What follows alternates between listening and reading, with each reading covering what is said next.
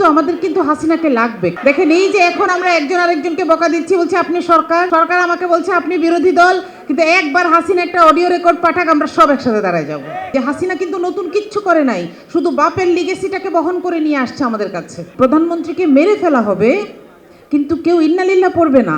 বেনজির আহমেদের জামিন হয়ে গেছে, এই বিষয়টা আমাদের জন্য টেনশনের। দ্বিতীয়ত হচ্ছে আমার বাসায় গ্যাস নাই, আপনাদের আছে? ইলেকট্রিসিটি দিয়ে যে রান্না করব সেই উপায় নাই, কারণ বেশিরভাগ সময় থাকছে না। আর আরেকটা নিউজ হচ্ছে কাঁচামরিচের দাম আজকে কত টাকা কেজি কেউ জানেন? 450। নাইস। এই কথাগুলা আমরা যখন বলি এগুলো হচ্ছে জনগুরুত্বপূর্ণ বিষয়, তাই না? তখন আমাদেরকেই আবার এক শ্রেণীর মিডিয়া বলতে শুরু করেছে যে এই যে এত জনগুরুত্বপূর্ণ বিষয় রেখে কোথাকার কোন জুলাই সনদ নিয়ে আপনারা কেন কথা বলেন। আসলে এই দুইটা বিক্ষিপ্ত জিনিস না, এই দুইটা ইস্যু কানেক্টেড। জুলাই সনদে হ্যাঁ ভোট দেওয়া হয়েছে, সেটা বাস্তবায়ন হবে আমরা জানি, শুধু একটা বিষয় আমাদের প্রশ্ন যে কবে হবে, তাই না? এবং আমরা কেন বারবার এটা মনে করাই দিতে চাই এটাও আমরা জানি। মনে করেন আমার বাচ্চা যখন ছোট থাকে সে তখন সব বেলাতেই চিকেন ফ্রাই খেতে চায় বা ফ্রেঞ্চ ফ্রাই খেতে চায়, দেই না। একটা ভালো জিনিস খেতে বললে, করলা খেতে বললে খেতে চায় না, তখন কি বলতে হয়? জোর করতে হয়, রাইট? জোর করে খাওয়াতে হয়। সরকার কথা শুনবে না হয়তো, কারণটা কি জানেন?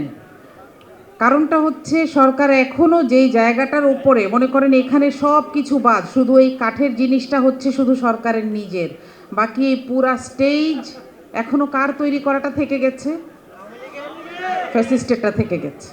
আপনাদেরকে একটা প্রশ্ন করি, আপনাদের কি কখনো মনে হয় যে শেখ মুজিব শেখ হাসিনার মতন এরকম পালিয়ে যেতেন?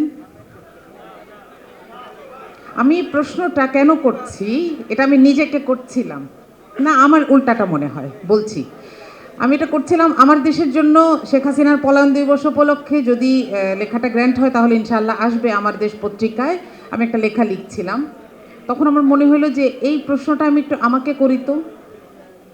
এবং আমি দেখলাম যে শেখ মুজিবুর রহমান বাংলাদেশের মানুষকে কেনই যেন বিশ্বাস করতেন, এবং আমার কখনো মনে হয় না তিনি পালিয়ে যেতেন। স্বাধীনতার পরে আমরা এমন আর কোনো শাসক দেখি নাই যাকে জাতীয় মসজিদের খতিব সহ নিজের আত্মীয় স্বজন সহ ব্যাগ ট্যাগ গুছায় পালায় যেতে।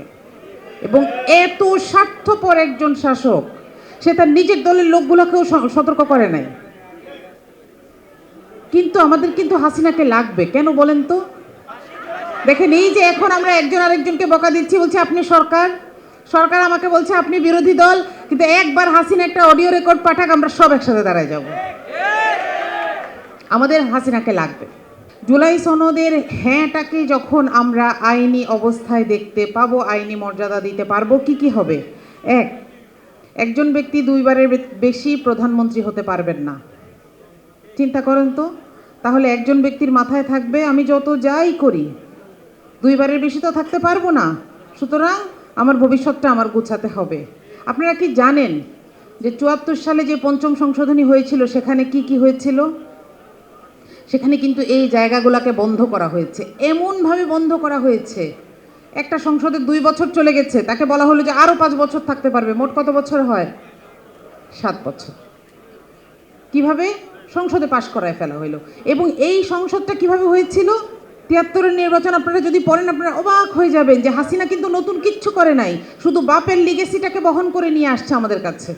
আমরা যারা ৭৫ দেখি নাই আমাদেরকে একটা অভিজ্ঞতা দিয়ে গেছে যে হ্যাঁ এটা সম্ভব। আমি এটা কল্পনাই করতে পারতাম না যে একজন দেশের প্রেসিডেন্টকে, প্রধানমন্ত্রীকে মেরে ফেলা হবে কিন্তু কেউ ইন্নালিল্লাহ পড়বে না। আমরা সেটা এখন কিন্তু নতুন লাগে না, এখন অস্বাভাবিক লাগে না, রাইট? কারণ আমরা একটা দেখেছি যে জ্বালাইতে জ্বালাইতে কোথায় চলে গেলে সে বিদায় হইলে আলহামদুলিল্লাহ পড়তে হয়।